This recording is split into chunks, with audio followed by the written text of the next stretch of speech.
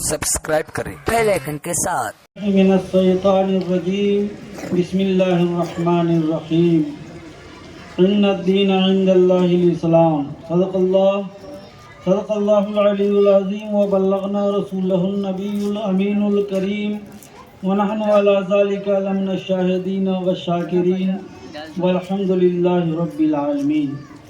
میرے محترم حضرات، آئیے سب سے پہلے آقا انعامدار جناب محمد الرسول اللہ صلی اللہ علیہ وسلم کی بارگاہ بیکس پناہ میں ہدیہ درود پاک کی ڈالی نچھاور کریں اور بآواز بلند پڑھیں۔ اللہم صلی علی سیدنا شفیعنا حبیبنا مولانا محمد بارک وسلم صلاۃ و سلام علیک یا رسول اللہ صلی اللہ تعالی علیہ وسلم۔ الحمدللہ ثم الحمدللہ۔ ایک بہترین شاندار ایمان افروز وجود کو جھنجھوڑنے والی اور ایمان کو تر و تازہ کرنے والا نصیحت آموز آپ نے حضرت علامہ صاحب سے گفتگو سنی۔ اگر واقعی اس پر ہم اور آپ عمل کر لیں، اس میں غور و فکر کریں، تو ہمارے لیے دنیا اور آخرت کی یہی نصیحتیں کافی ہے۔ تقریر تو جو ہونی تھی وہ ہو چکی، وقت کی بھی قلت دامنگیر ہے۔ بس تھوڑی دیر کے لیے 2-4-5 منٹ کے لیے میں آپ کے سامنے حاضر آیا ہوں۔ انشاءاللہ پھر اس کے بعد گفتگو ختم ہوگی، صلاۃ و سلام پڑھی جائے گی۔ ایک مرتبہ اور درود پاک پڑھیے۔ اللہم صلی علی سیدنا شفیعنا حبیبنا مولانا محمد بارک وسلم صلاۃ و سلام علیک یا رسول اللہ صلی اللہ تعالی علیہ وسلم۔ کی محمد سے وفا صلی اللہ علیہ وسلم، کی محمد سے وفا، تو نے تو ہم تیرے ہیں، یہ جہاں چیز کیا ہے لوح و قلم تیرے ہیں۔ میرے محترم حضرات، آج ہی جمعہ میں باغ مدینہ مسجد میں میں نے تھوڑا سا خطاب کیا تھا جو ایمان کے تعلق سے تھا۔ ہمارے حضرت علامہ صاحب نے جو کچھ بھی بیان کیا، قسم خدا کی ضمیر کو جھنجھوڑنے کے لیے کافی ہے۔ یہ بہت دردناک المناک واقعہ یہ سب ہے جو حضرت علامہ صاحب نے ہمارے اور آپ کے سامنے رکھی۔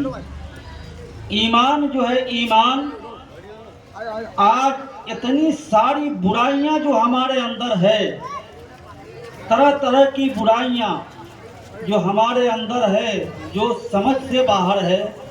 آخر ایسا کیوں؟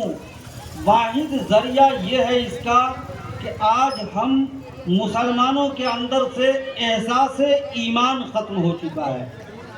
ہم نے ایمان کو محسوس کرنا چھوڑ دیا ہے، ہمارے اندر ایمان کا احساس نہیں ہے۔ آپ اس کو اس طرح سمجھ لیں کہ آپ اب جب بیمار ہوتے ہیں، آپ کو زکام ہو جائے، بخار ہو جائے، ٹی بی ہو جائے، کینسر ہو جائے، ہارٹ کی شکایت ہو جائے یا کوئی ایسا مرض ہو جائے تو آپ کو اس کا احساس ہوتا ہے۔ غربت کی وجہ سے پریشانی ہو، آپ کو اس کا احساس ہوتا ہے، آپ اس کو محسوس کرتے ہیں اور اس احساس، اس محسوس کے ذریعے سے آپ فوراً اس چیز کو دور کرنے کی کوشش کرتے ہیں، بیماری کو دور کرنے کی کوشش کرتے ہیں، تندرستی حاصل کرنے کی کوشش کرتے ہیں۔ آپ اچھے ڈاکٹر کو دکھاتے ہیں، لاکھوں لاکھ روپیہ خرچ کر دیتے ہیں، کوئی ایسا مہلک مرض کا شکار ہو جاتے ہیں تو یہ بھی نہیں دیکھتے کہ ہمارا مکان رہے گا، دکان رہے گا یا نہیں رہے گا۔ وقت آتا ہے تو آپ اس کو بھی بیچ ڈالتے ہیں، جبکہ آپ کو زندگی کی کوئی بھروسہ نہیں ہے کہ آیا ہم زندہ رہیں گے بھی اپنا علاج کر کے یا مر جائیں گے۔ کیوں ایسا ہوتا ہے؟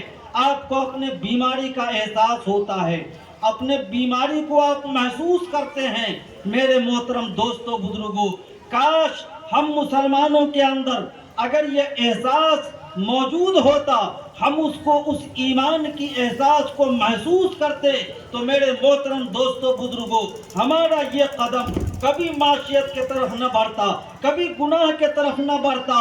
اگر ہم چوری کے متعلق سوچتے تو یہ ایمان ہم کو محسوس ہوتا، اگر تو یہ فوراً سوچتے ہم ایمان والے ہیں، خبردار ایسا غلط کام نہ کریں گے۔ اگر جوا کھیلنے کے طرف ہمارا قدم بڑھتا ہم محسوس کرتے ہم ایمان والے ہیں، سرکار کو کیا منہ دکھائیں گے، اللہ کی بارگاہ میں کیا جواب دیں گے۔ اگر زنا کے طرف قدم بڑھانا چاہتے فوراً ایمان ہم کو جھجھوڑتا، اگر اس کا احساس ہمارے اندر ہوتا کہ ہم کو ایک دن مرنا ہے، خدا کی بارگاہ میں منہ دکھانا ہے، تو ہم قبر میں کیا حساب و کتاب دیں گے۔ اللہ نے صرف ایک گھر نہیں بنایا، جنت ہی نہیں بنایا کہ دنیا سے گئے اور جنت میں داخل ہو گئے، ایک جہنم بھی بنا کر کے رکھا ہے، اس لیے کہ دنیا میں تم امتحان دینے کے لیے آئے ہو۔ اگر اپنا کیے ہوئے وعدہ کے مطابق الستو بربکم جو اللہ نے فرمایا تو نے قالوا بلا کہا تھا، اس وعدے کے مطابق اگر دنیا میں زندگی کو گزارے ہو تو تیرے لیے جنت ہے۔ اگر وعدہ فراموشی کیا، نفس چاہی زندگی گزارا، منمانی زندگی گزارا، تو قسم خدا کی اللہ کا فضل ہو وہ اور بات ہے، ورنہ حقیقی طور پر آپ کو جہنم کا ایندھن بنا دیا جائے گا۔ میرے دوستو بزرگوں، اس لیے اپنے اندر احساس ایمان کو پیدا کرو۔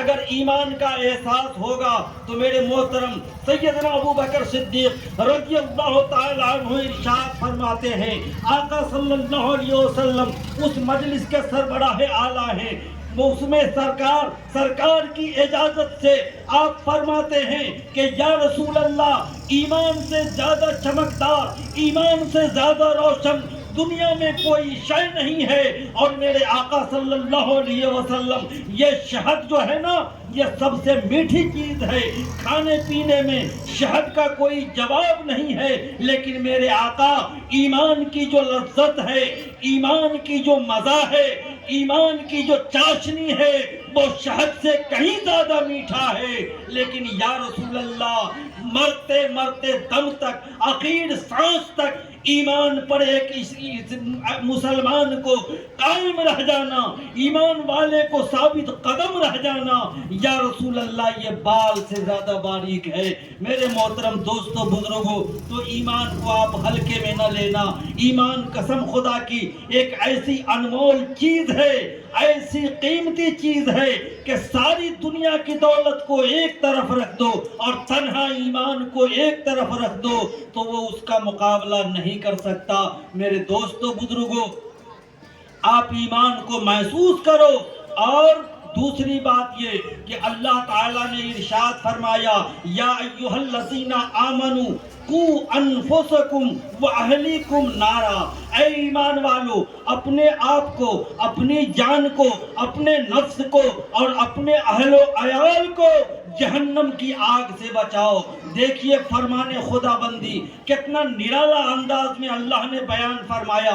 یہ نہیں کہا کہ پہلے اپنے اہل و عیال کو بچاؤ اس کے بعد خود کو بچو، بلکہ یہ فرمایا کہ پہلے خود کو بچو پھر اپنے اہل و عیال کو بچاؤ۔ ظاہر سی بات ہے، دستور بھی یہی ہے کہ ہم نماز نہ پڑھیں، دوسرے کو نماز کی تلقین کریں۔ ہمارے چہرے پر تھوک تو سکتا ہے لیکن وہ ہماری بات پر اعتبار نہیں کر سکتا، ہماری بات پر وہ عمل نہیں کر سکتا۔ میرے دوستو بزرگوں، پہلے ہم خود تقویٰ پرہیزگاری اختیار کریں گے، نماز پڑھیں گے، روزہ رکھیں گے، شریعت پر عمل کریں گے، اس کے بعد ہم کسی کو نصیحت کریں گے تو انشاءاللہ ہماری زبان میں تاثیر ہوگا اور اس کو وہ ایکسپٹ کرے گا، اس پر عمل کرے گا۔ تو میرے دوستو بزرگوں، ہر ماں باپ کو چاہیے، گھر کے ہر سرپرست کو چاہیے کہ پہلے وہ خود کو آقا نعمت سرکار دو عالم صلی اللہ علیہ وسلم کے اسوہ حسنہ کے مطابق اپنے زندگی کو ڈھالے، فرائض کو ادا کرے اور سنت مصطفیٰ پر عمل کرے، شریعت مطہرہ کے مطابق عمل پیرا ہو۔ اس کے بعد اپنے بیوی کو، اپنے بچوں کو، اپنے بیٹے کو، اپنے بیٹی کو، اپنے گھر والوں کو وہ اس نصیحت پر عمل کرنے کی تلقین کرے. اگر وہ خود عمل باشرہ رہا تو انشاءاللہ اس کے گھر کا معاشرہ بھی صحیح ہوگا. اگر خود کو عمل پیرا نہ رہا تو ظاہر سی بات ہے. ایک لطیفہ ہم کو یاد آ گیا, چھوٹا سا ہے, سن لیجئے. ایک شخص تھا دیہاتی, کسی کتاب میں نہ ملے گا بھائی, بغیر نمبر صفحہ کی ہے. دیہاتی آدمی تھا. اس نے کیا دیکھا کہ ایک شخص جو ہے, ایک شخص کھڑے کھڑے پیشاب کر رہا ہے. سامنے والے کو برا لگا, کہا نہ, جاتا ہوں اس کے بڑے بھائی کے پاس, اس کو بولوں گا کہ اپنے چھوٹے بھائی کو سمجھائے, کیسا بدتمیز ہے, کھڑے کھڑے پیشاب کر رہا ہے. اس کا بھائی گھر, پہلے اس کا گھر چلتا تھا نا, اس کو پتا سے چھایا جاتا تھا. وہ گھر پہ چڑھ کر پتا سے اس کو چھا رہا تھا. دیکھا, دیکھنے کے بعد کہا کہ ارے بھائی ایک بات کہنا چاہتا ہوں. بولے بولو. بولے تیرا بھائی کیسا ہے جو کھڑے کھڑے پیشاب کرتا ہے, سمجھاتا کیوں نہیں؟ تو وہ گھر کے چھت پہ کھڑا ہو جاتا ہے اور کھڑے ہونے کے بعد وہیں سے پیشاب کرنا شروع کر دیتا ہے. وہ بولا, سر پکڑ کے بیٹھ گیا کہ یا اللہ, یہ تو اس سے بھی بڑا بدتمیز نکلا. تو میرے دوستوں اور بزرگوں, آپ سرپرست ہو کر کے اگر چھوٹی سی خطا کریں گے تو آپ کے بال بچے جو ہیں بڑھ چڑھ کر کے اس سے زیادہ کہیں بڑھ چڑھ کر کے وہ غلطیاں کریں گے, اور اس کی ذمہ داری آپ کو بھگتنا پڑے گا. اپنا بھی حساب دینا ہوگا اور اپنے بیوی بچوں کا بھی حساب آپ کو قبر میں دینا پڑے گا. وآخر دعوانا الحمدللہ رب العالمین. السلام علیکم ورحمۃ اللہ وبرکاتہ.